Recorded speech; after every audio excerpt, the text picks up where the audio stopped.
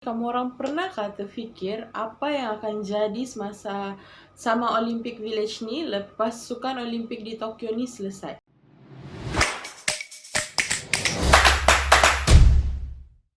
Hai, welcome to Very Berries. Saya Pikachu, host kamu orang untuk segmen Pernah Tak edisi Olimpik.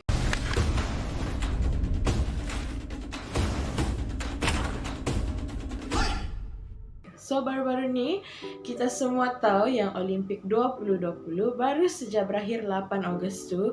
And sepanjang Olimpik tu banyak benda yang viral. Contoh dia, katil cardboard yang boleh di-recycle and tilam modular yang diperbuat dari serat polietilena yang dikatakan boleh dikitar semula berkali-kali. Benda-benda macam ni pun boleh buat macam kita rasa wow gitu. Tapi kita memang tahu lah kan, negara Jepun ni dia punya kreatif tu lain macam sikit.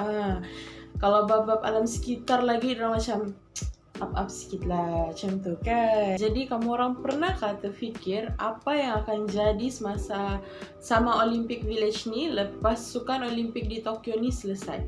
Okay, sebelum kita ulas and bincang pasal perancangan Jepun tentang Olympic Village yang diorang sudah buat ni, mari kita tengok dulu apa yang sudah jadi sama Olympic Village di negara-negara yang pernah jadi tuan rumah Sukan Olimpik. Okay, let's go.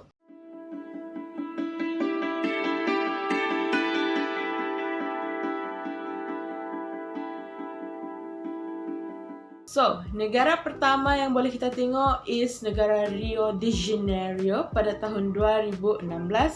Okay, yang kita tahu Olympic Village dia ni bernilai $700 juta and merupakan Olympic Village yang terbesar dalam sejarah sukan.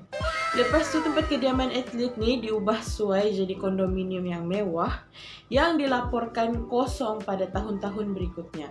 Okay, lepas tu kita boleh tengok negara Greece, antara negara yang terkesan setelah jadi tuan rumah Sukan Olimpik sebab Greece sudah buat pelaburan yang besar dan tidak mendapat pulangan yang baiklah.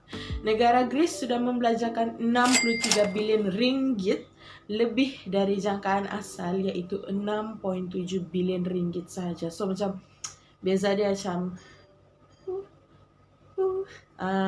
macam tu. Okay, lepas tu kita boleh tengok tempat tinggal atlet sukan musim sejuk di Sochi 2014 yang terletak di tepi laut dan juga di dasar gunung ski.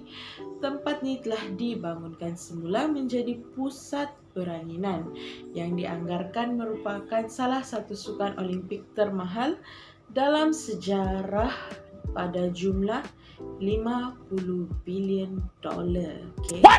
Olympic Village Turin dari musim sejuk 2006 dirancang untuk diubah suai menjadi kawasan perumahan.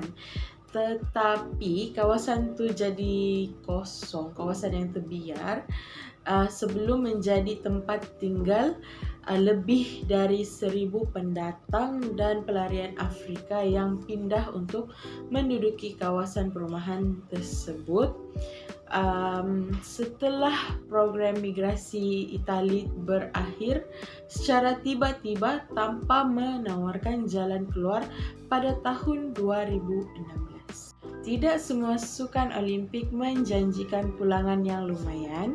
Banyak juga kes di mana perkampungan Olimpik yang bernilai bilion ringgit terpaksa dibiarkan terbengkalai dan juga dirobohkan selepas berakhirnya sukan tersebut. Tokyo cuba mengelak dari mimpi buruk ini berlaku kepada negara mereka lah. Jadi kerana itu mereka sedaya upaya untuk mencari jalan yang terbaik untuk memastikan tiada kerugian teruk berlaku.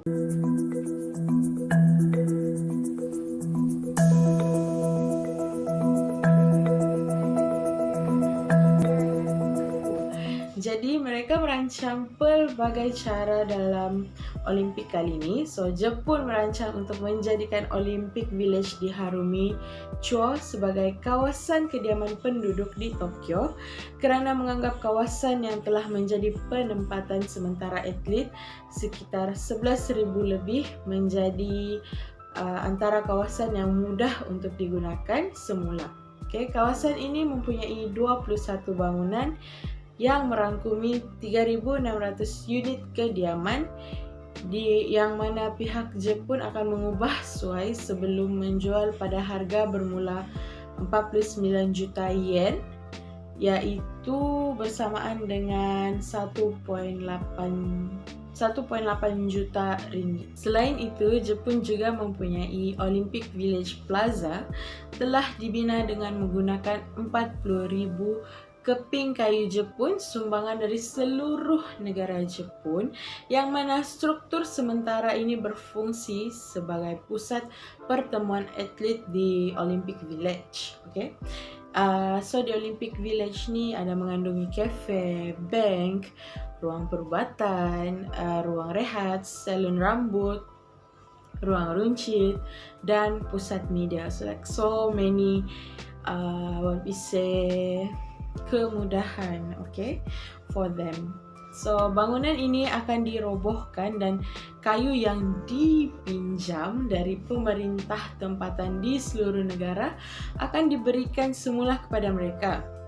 Setiap kepingan kayu yang digunakan di bangunan itu ditandai dengan cap yang memperincikan nama kawasan tempat ia berasal. So macam tiada no miscommunication dekat situ, salah hantar kayu ke apakah. So very systematic lah kan dekat situ.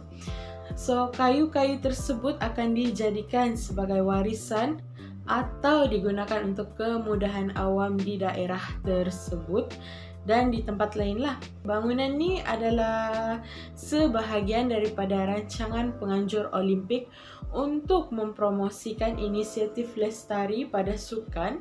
Selain tempat tidur atlet yang dibuat daripada bingkai cardboard, podium yang terbuat dari sampah plastik yang disumbangkan, dan pingat yang dibuat dari telefon pintar lama di podium 3D dicetak dari sampah plastik isi rumah. So macam we see how bergeliga otak-otak orang Jepun ni kan. Sampah boleh di-recycle menjadi sesuatu yang baru, and so many insight we get from them, and mungkin boleh dicontohi oleh negara-negara lain, because why not kan, kita recycle sampah tu untuk menjadi sesuatu yang baru. We should expect from Paris, okay, Olympic Paris. Kan? Because Japan is being creative, and the anime flags are just chef kisses. Like wow. Aww. I'm happy. Okay, I'm not an anime fan, but I watch some anime. It's kind of like cool to have your flags in anime. Okay, it's cute. Okay, back to Olympic. So like actually setiap tuan rumah telah merancang dengan sebaik mungkin untuk manfaatkan semua infrastruktur yang dibina semasa acara Olimpik dijalankan. Namun kita tahulah tidak semudah yang disangkakan dan akan menelan belanja yang besar lah kalau event-event antarabangsa or event this big event. It might cost billions dollars. Jadi setelah mendengar apa perancangan Jepun setelah sukan ini berakhir nanti, adakah apa yang dirancangkan oleh Jepun akan terlaksana? We'll see in a few years, maybe. We'll never know. So maybe we catch up in a few years, maybe. I don't know. And that's all from me. Signing off, your host today, Pikachu. And don't forget to like and subscribe Biruberry channel. Okay? Bye guys.